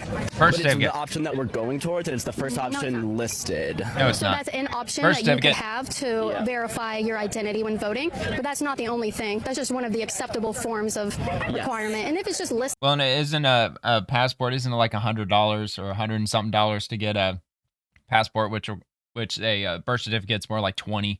maybe $30. It might depend on the state you live in. First, that doesn't mean that's what they're going for. But I don't think that we should have anything that costs money as an option. Because then that takes away people that don't have the money. Okay. Who wouldn't have the money? Exactly. See, that's a very popular pushback that's happening with Democrats, and that's why I think that they should amend the SAVE Act to include that provision. If somebody makes underneath a certain threshold of income, then they should waive the application fee or whatever the service fee would be to get a birth certificate. I think they should waive that for people who don't make above a certain amount of money, because that's going to be one of their main talking points. And I think that's fair, because for some people who don't have their birth certificate right now, you would essentially be attaching a dollar sign to your ability to go vote in the next election. So I don't know if they're actually going to implement that or not, but I think they should. For an ID. People who are low income, that's a very straightforward issue. I would imagine not a whole lot of people who are low income are just scrambling to vote. I'm not saying that none of them do. I'm sure there's a lot of low income people who do vote. I'm just saying that those people who don't have a valid ID, they're probably not going out of their way to vote. The same people have to have an ID to apply for government benefits. Hey, that's a fair point.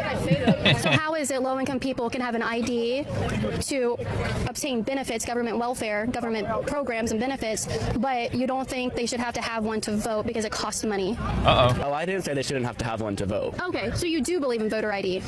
I think that if that's the path we're going to go down, take away the fee for it. Why? I thought I've already answered that, because I don't think there should be a tax. Well, you got to pay to get a regular government ID anyway. Not necessarily a driver's license, but if you want to get a state issue ID, you still have to pay money for it, even if you're low income. Look, dude, not everything in this world is free. Just because you're low income doesn't mean that you get a free ride on literally everything. Everything costs money except the sun that shines, the air that you breathe, and the rain that falls. Vote. There is no tax to vote. You still have to drive to a voting booth and spend money on gas. What was the question about? Or they have to pay for public transportation to get to the voting polls. Yeah, that's a fair point too. They could walk. That's free. So actually, you don't. No, walking's not free, dude. It requires energy to walk. It requires calories to walk, and food costs money. In order to walk from place to place, you got to have food in your belly. You don't have to. There is no tax. Okay. Can I take my selfie with you now? Do you know what voter ID is? Yeah, of course I know what voter ID is. Okay. Chuck Schumer he's back. is saying that he's not going to support it come next week when they vote on the SAVE Act, which is a national voter ID law, because it's racist. He calls it Jim Crow 2.0. Yeah, We're asking students today if they agree with him or if they support voter ID. What is your opinion? I mean, yeah, it's not necessary. Voter fraud in this country is not an issue, and it never really has been. Okay. Well, then if we pass the law, then... If it's not an issue, then why do you care then? Well, let's just pass the voter ID. Then if it's not an issue, it's not an issue. Then the same number of Democrats would probably get elected in 2026 later on. Nothing will change, right? Exactly. Restrict probably minority rights. People don't have access to getting IDs, so that would have but they do. Okay. Everybody's got a birth certificate. Oh, God, I hit the talking point. Yeah, you did, dude. You're getting racist again. I'll repeat the question. How would it affect minorities? I'm just going to end the conversation here. Thank you. How would it affect minorities? No, I'm good, man. Or maybe you won't answer because you'd have to explain how black people can't obtain an ID? You weren't about to say that, were you? Yeah, that's exactly what I was about to say. Yeah. Okay, yeah, so that was like the original looped back over. Okay, I get it. But that was apparently just part one. I mean, I guess that she's got at least a part two. I've only got the part one. I don't have a part two because that was long enough at 3 minutes. Pretty interesting conversation. I don't remember that lady's name. I've seen her in a bunch of clips all over the place. All right, from Hosna, breaking. All the women on The View are in full panic mode because their names appear in the Epstein files. So I don't know if that's actually true. I think I'm going to have to at least just pose the question to see.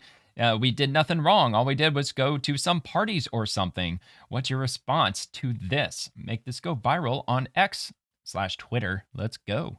All right, so first, before I play it, let's just find out what the answer to this question is. Did the hosts on The View appear in the Epstein files? Yes! Some hosts from The View appear in the recently released Epstein files from the DOJ's January 2026 document dump, but the mentions are innocuous and do not imply wrongdoing or close association.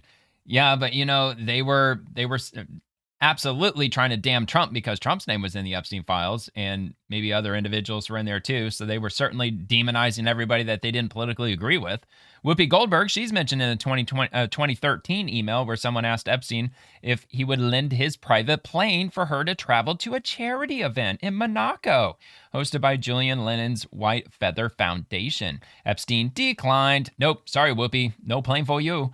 And Goldberg emphasized she had no personal relationship with him. I wasn't his girlfriend. I wasn't his friend. Joy Behar is also mentioned. Context appears tangential, possibly social overlap, like attending events where Epstein might have been present, such as a wedding. She noted anybody could be on this list, and it's tricky to determine guilt from mere mentions. Well, maybe that's the case with Trump. Other current or recent co-hosts like Sunny Hostin and Sarah Haynes are not directly named in the reports about the files. Being mentioned in these documents, emails, articles, etc. is common for many public figures and does not indicate involvement in Epstein's crimes. The hosts addressed this on air for transparency, stressing the names alone prove nothing. Well, it sounds like you might just find yourself in the same boat as Trump, because he was mentioned a lot in the Epstein files, even though he had no direct involvement with any nefarious or illegal acts. We're on the list because we were at a party or a wedding. What list? Do you think that they're going to say the word Epstein once in this minute and a half? I have a feeling they're probably not going something to. that somebody might have been. They're just going to say That's the what list. I found out anyway. Yeah, no, I was files. at Trump's wedding to Marla. Right. Maybe Epstein was there too. Who knows? I don't know. So that means that I'm not guilty. Wait a minute. She was at Trump's wedding when he got married before Melania, but she has such hatred for him that he invited her to his wedding.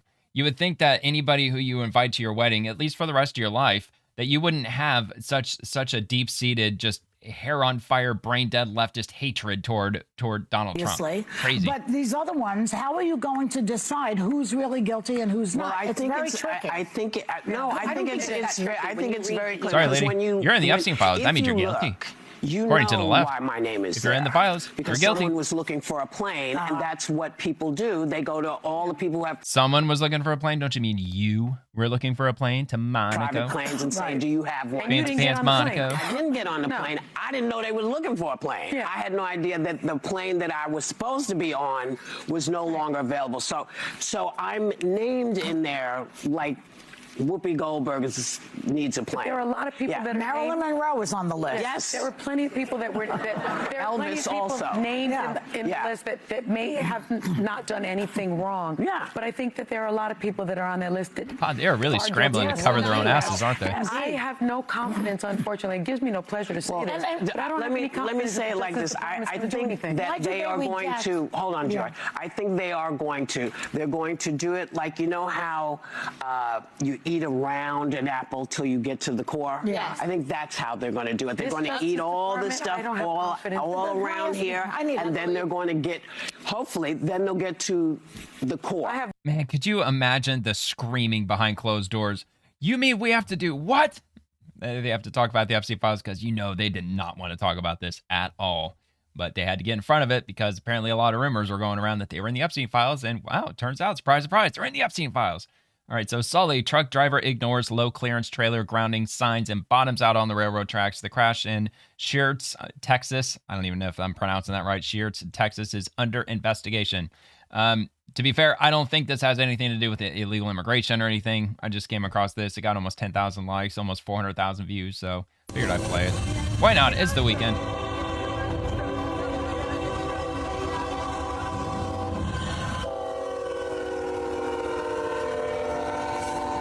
Boom. That sucks. Yikes, man. Bet that train engineer is pissed. Now they have to stop. Now they have to investigate. The tracks are going to be tied up for hours on end. Just a whole nightmare because the dude didn't pay attention to the road signs. Not good. Vigilant Fox. Bill Mayer fires back at Billie Eilish and leftist kids who don't know what the F America is about. I want to say something about Western civilization, kids. You don't know what the F that is, and it's just quotes and quotes and quotes. Basically, Western society is racist, it's evil, it's bad, it's wrong, but even though her ability to make millions of dollars is a result of Western society, even though American Idol taught us that singers are a dime a dozen, but to be fair, I can't give you the name of a single Billie Eilish song because I've never heard one. But anyway, she's in hot water because she tried schooling America about occupying stolen land. And recently, the Native American tribe who were settled in the Los Angeles area informed Billie Eilish that her big mansion is currently sitting on land that was stolen from their tribe, and she needs to give it back. And of course, she hasn't commented on that. It's just like Ben & Jerry's. The company got hyper woke, and they did the same thing. They were droning on about America stole land from the natives, which isn't exactly true because, we did go to war. We fought for the land in most cases, and the side who wins because they have the better weapons doesn't necessarily mean they stole the land. So anyway, Ben & Jerry's, they went down this insane road, and it was discovered that their company is sitting on land that rightfully belongs to a Native American tribe. And after that was realized, they STFU'd, and I don't think that they've actually said anything at all with regard to that. But anyway, here, let's watch this first. I want to first of all say something about Western civilization. Kids, you don't know what the fuck it is. And no, really, they think Western means white and white means bad. Kids, first of all, everything bad that white people did, people of color did it too. The Japanese before World War II and during World War II and Genghis Khan, and I could go on and on. Well, dude, there's still slavery to this day in many parts of the world, very down on the including West. Africa, And I think. It's ironic because the West has also given us everything that makes your life good here. Don't ask Billie Eilish or Chappell Roan about what the Western values are, because they'll just say... Yeah, isn't it like Ricky Gervais? He's like, just get up here, accept your little award, thank your agent, and fuck off. It's about oppression. Right. But it's not about oppression. It's about rule of law. It's about respect for minorities. It's about democracy. It's about scientific frankly, it's inquiry. about respect These for are everybody. all good things that came from the Western world. I wish that schools would teach that again. Yeah, that would certainly be nice, but you're probably not going to get that in any left-wing districts. That's for damn sure. As far as the Ben & Jerry's comment on their company being on stolen land, they have publicly commented on the U.S., and by extension, land including their own operations being on stolen indigenous land. They didn't comment after this was revealed, though. But this happened back on July 4th of 2023. They made an X post or Twitter post through their official profile. And it says, this 4th of July, it's high time we recognize that the U.S. exists on stolen indigenous land and commit to returning it. And they linked to an article advocating for the return of land, starting with Mount Rushmore to the Lakota Sioux, and supported the broader land back movement. This implicitly acknowledges that much U.S. land, including areas where businesses like theirs operate, is stolen indigenous territory. However, they did not specifically address their Vermont headquarters being on Abenaki land, despite subsequent calls from the Nulhegan Band of the Coots Abenaki Nation chief expressing interest in reclaiming stewardship, with no reported response or action from the company. No more recent direct comments from them on this exact topic appear in searches up to now. Now, going back to Billie Eilish, I think she made that comment during the Grammys or something like that, something about like stolen indigenous land or whatever. That's the reason I brought that up, because she was in hot water after that happened. And then I think she was droning on about like anti-ICE bullshit, which, of course, because that's what Hollywood celebrities want to do these days. They want to pretend that they know what they're talking about when they don't. And this is from Right Angle News Network. Breaking: British patriots have begun walking large dogs in Muslim areas of the UK in response to demands from Muslims that dogs be banned in public. And we already know in New York City, there's Muslims in New York City that are calling for dogs to be banned indoors. They don't want dogs to be in indoor areas at all. And I think that they're even talking about like private homes, like your own little shoebox apartment. They want all of it to be banned. So if you have a dog, you're not allowed to have one in New York City. At least that's what the Muslims are pushing for. And, like now we know exactly where that road leads to. If you give in to that, then now they're going to demand that dogs be banned in public. So in other words, just get rid of dogs altogether. Can't have them inside, can't have them outside. Anyway, so let's see how they're pushing back in the UK.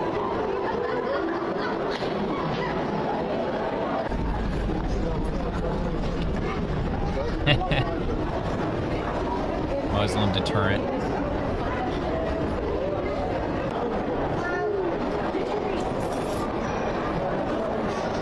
Look, I don't even know if these are like, maybe a couple of them here and there are Muslims, like those kids. Maybe they were Muslim, maybe not. I mean, it's a big dog. I don't even know what kind of dog that is. Is it a Staffordshire Terrier maybe? I don't know. But anyway, a big dog. I could see how some people might be standoffish about it, especially when you're coming around a corner and you're in a shopping mall and then all of a sudden just bam, big dog, like 120-pound dog.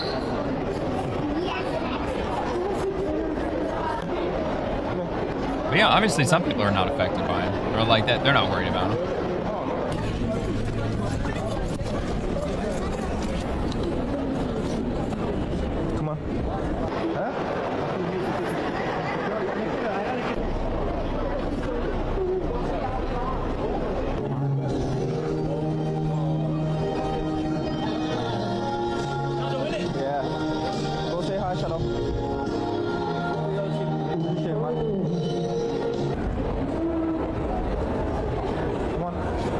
Yeah, I mean, it wasn't too bad. I thought it would have been a little more dramatic than that. But all right, so anyway, from Elon Musk, excuse me, Elon Musk, he says, I will probably end up paying over $500 billion in taxes, inclusive of death.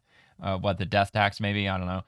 Thomas Sowell quotes, says, Elon Musk, I am the largest individual taxpayer in history. I've paid over $10 billion in tax. I thought the IRS might send me a little trophy or something. So we'll have a look at this. Yeah, for what it's worth, I'm the largest individual taxpayer in history.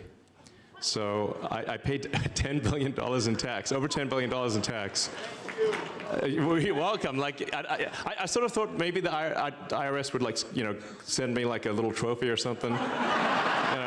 No, not even so much as a thank you. It doesn't have to be expensive. It could be like one of those like things you get for when kids win a karate competition, like little plastic gold trophy or something like that, or a cookie or something. But I didn't get anything. It's like and but I was happy to pay the taxes. I don't mind. Yeah,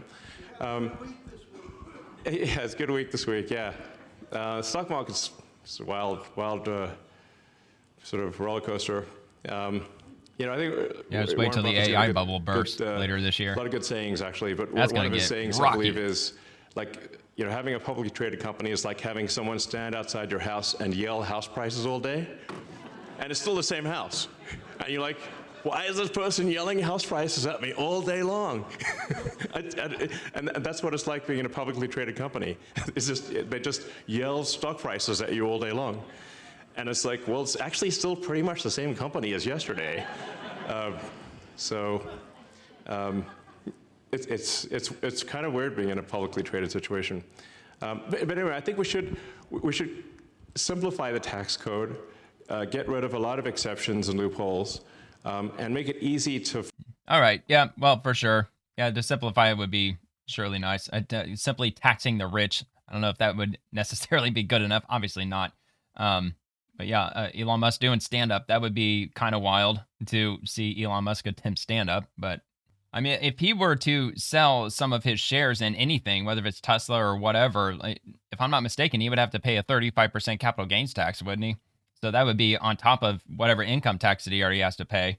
And yeah, like a quick comment on the AI bubble bursting. Apparently, there's a lot of experts that are saying that it's looking like a greater than 50% chance that that's going to happen. And apparently that's going to cause a massive downturn in the stock market if that actually happens, because the big seven, what do they call them? The Magnificent Seven, like the big tech companies, apparently they have a lot of weight in the S&P, and like Microsoft, apparently they're taking a nasty hit right now because people just don't want AI in the way that they think that they do. They think AI is going to be infused into literally everything, and Microsoft's working overtime to see that through. Apparently they got rid of their Xbox CEO and they replaced them with some lady who's like some AI guru or whatever, and everybody's screaming that they don't want any AI at all having to do with Xbox, but apparently they're going to do it anyway.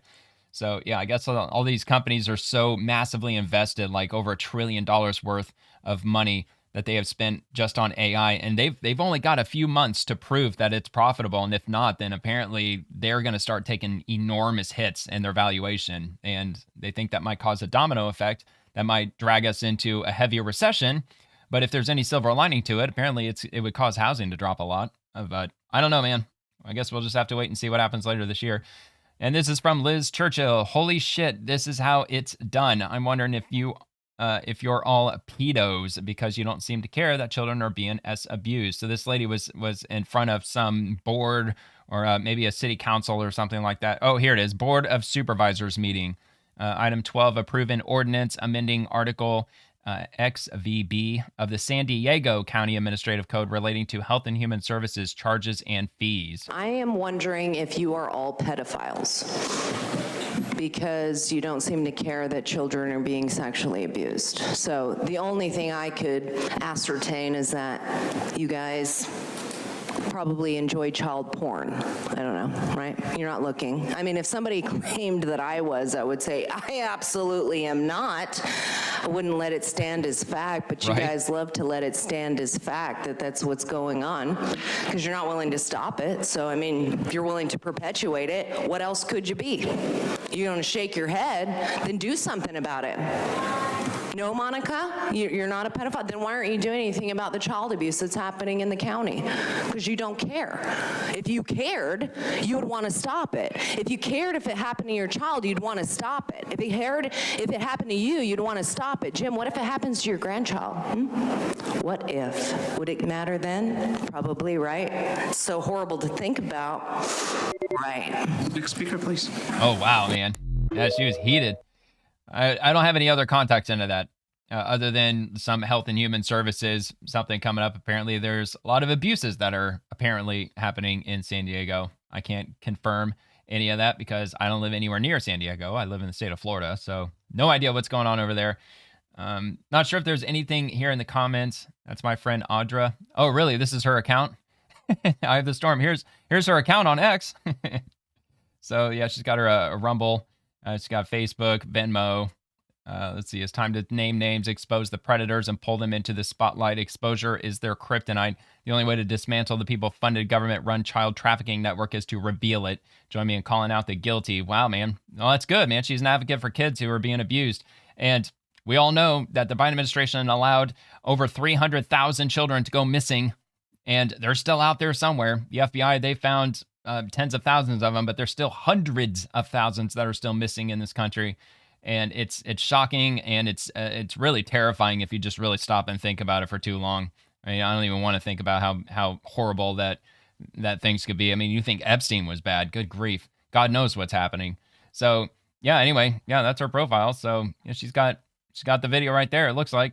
And anyway, let me see what else that they might have. UN effective theatrics. Is she speaking to the entire Biden administration, or is this just more selective outrage? Yeah, I don't know. Oh, see, there you go right there. 450,000 children due to open border policies. That's exactly what I'm saying. The Department of Homeland Security officially stated that the Biden administration lost more than 450,000 children. And they've recovered some of them, but there's still well over 300,000 that are still missing. They have no idea where they are. But anyway, it's not like the best note to leave this video off on, but that's all I got. So anyway, I don't know if I'm going to do another video maybe tomorrow. Tomorrow's Sunday, and maybe I'll put maybe something together. I'm not sure, but otherwise, if you enjoyed the video, please like the video and subscribe to the channel. And I'll be dropping a new episode of The Swamp on Monday, covering the swamp and everyone in it, the politicians, bureaucrats, agencies, and everything else. And also, I'm on X daily, so you can feel free to comment there too if you like. Thank you so much for watching. Hope you have a great rest of your weekend, and God bless America.